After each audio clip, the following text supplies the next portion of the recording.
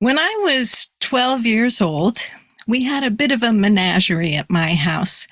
We had a marmalade cat named Marley, and we had a very yappy miniature poodle, barked all the time, named Barley. And then we had this bird that had crash landed in our backyard and injured its wing. My mom insisted it was a dove, but my dad said it was a pigeon. And she took it in because it couldn't really fly. And then there was Charlie. Charlie was a box turtle that I rescued from a net in the irrigation ditch in our back in behind our backyard. There'd been kind of a big rain and a storm, and a lot of debris had come down the irrigation ditch. And I went out to see what was there, and this turtle was stuck in the net. And so I started pulling it out of the net, and I could tell that its front leg was kind of abraded from the netting. And so I brought it home so that it could get well in a safe place. And my mom got out the blue plastic baby bathtub that no one in our house had used in 11 years, but she had saved for just such an occasion.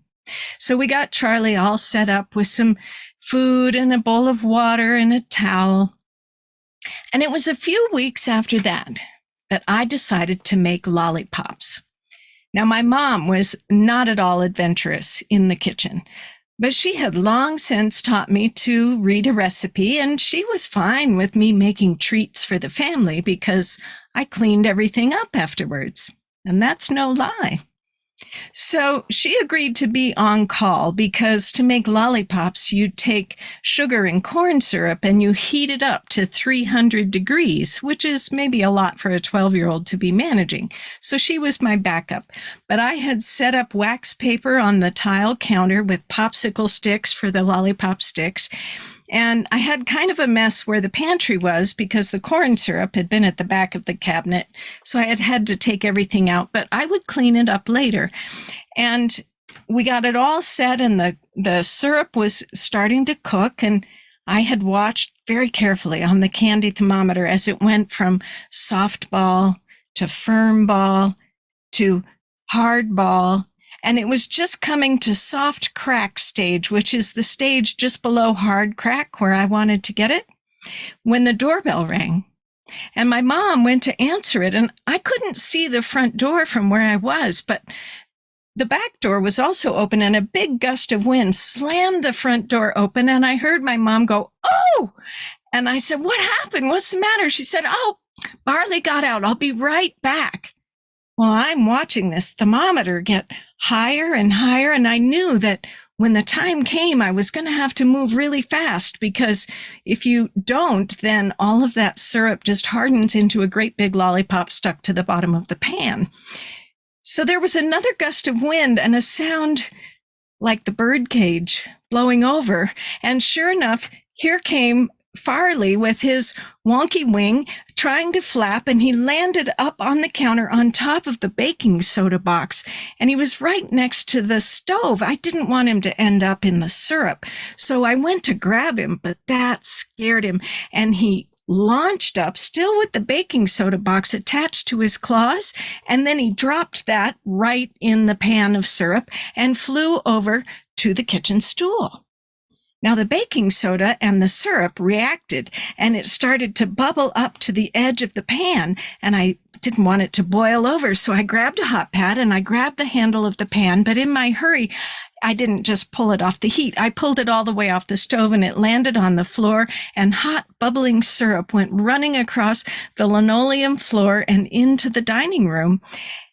And I knew I needed to get some rags, but they were in the bathroom on the other side of the dining room. So I started hopping from dry patch of ground to dry patch of ground. I'm pretty sure this is where the game of hot lava was invented. I'm certainly old enough that it could have been. And I got out to the dining room, and I couldn't see Mom anywhere, but the screen door was blowing open and shut. And what I did see was Charlie. He had somehow gotten out of that plastic bathtub, and he was walking across the dining room, headed for the back door like he smelled freedom. Well, I didn't want him to run into that lollipop syrup, which as it cooled, had kind of slowed to an ooze. So I started toward Charlie, and my next step, my edge of my sneaker got caught in the edge of that ooze. And suddenly it was like I was in a dream. Everything was slow motion. I could hardly get my limbs to move. And my brain gave me no explanation for this, but what it did offer was a memory of this fairy tale record that I used to listen to maybe 100 times when I was a kid. It was by Rudy Valley, and he told the story of the golden goose. And so my brain provided the refrain that's in that story with a slight alteration, which was, I was stuck in the ooze and couldn't get loose. Well, I reached for Charlie in my slow-mo, and I got my finger just on the back of his shell, and then I couldn't move it. I couldn't get it off the shell. Charlie stuck to me, who stuck to the ooze and couldn't get loose. Well, then Farley, that stupid bird, came flapping in from the kitchen in its zigzaggy way, dragged its toes in the syrup, and landed right on Charlie's back. And you guessed it, Farley tried to flap and get away again. Farley stuck to Charlie, who stuck to me, who stuck to the ooze and couldn't get loose. I thought things couldn't get worse, but Marley, the cat, was on one of the dining room chairs, and that bird flapping its wings was too much to resist, so Marley jumped down and slid in that ooze, and that bird's wing caught Marley right across the forehead. And Marley stuck to Farley, who stuck to Charlie, who stuck to me, who stuck to the ooze and couldn't get loose. Well, the cat started squawking and caterwauling, and that must have been more interesting to Barley, the dog, than whatever he was doing outside, because the next time the wind opened the door, he came running in, and he grabbed Marley's tail. Yeah. Barley stuck to Marley, who stuck to Farley, who stuck to Charlie, who stuck to me, who stuck to the ooze and couldn't get loose. You can imagine how discombobulated I felt when my mom came in and saw this hullabaloo going on, and before I could even warn her, she rushed over and she grabbed Barley's collar. Mom stuck to Barley, who stuck to Marley, who stuck to Farley, who stuck to Charlie, who stuck to me, who stuck to the ooze and couldn't get loose. Another gust of wind blew through, and all the newspapers went flying off the table.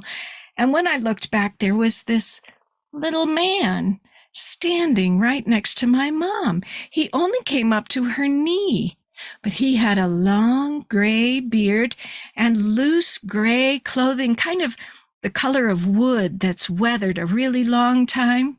And he had these shoes that looked like he'd woven them out of the grass stems from the ditch bank, and they came up in a beautiful little curled toe. And my back started to tingle. I thought, this is like the little man in the Golden Goose story. It must be magic. And I said, who are you? And he said, you think I'm going to tell a human child my name? No. I'm just here to rescue the turtle. I said, rescue Charlie? Charlie needs rescuing? Well, yes, you've kept the turtle in captivity all this time, and that turtle did me a good turn. After that storm, I was caught in that net, and that turtle came and bit through all those fibers to set me free. I only had time to crawl up the ditch bank and hide myself before you came along and took the turtle into captivity. Well, it took me this long to get my strength back, and of course, I had to make a pair of shoes before I could enter a human house. But now it's time for the turtle to go back to his home. I said, well, of course, I didn't know. I mean, of course you can take the turtle and take him back to his home, but there is this problem that Farley is stuck to. No singing. No singing. And he waved his hands in some complicated gesture, and he said something that sounded like frippery, frou frou, harum scarum. And all of a sudden, we were all released from being stuck, and the cat and the dog, everybody was trying to scramble and get away. I almost missed seeing that little man carry Charlie to the back door. And the bird was flying after him. And at the very threshold, he turned around and he touched the bird's wing. He said something that sounded like flibberty-gibbet, and suddenly the bird's wing straightened out, and the bird flew off right behind him. My mom jumped over the ooze and went to the back door to watch the bird leave. And then she came back. I was getting up a little more slowly. I was careful about the ooze. And we talked about it as we scraped up as much as we could and put it in the trash. But we didn't really understand what had happened. She set me to cleaning the floor with a scrubbing sponge, just like a modern-day Cinderella. But I didn't mind, because I knew that a little man, a magic little man, lived in the irrigation ditch behind our house, and I was already thinking about all the snacks that I would take to him so that he would do me a favor one day. But those snacks would not be lollipops. Thank you.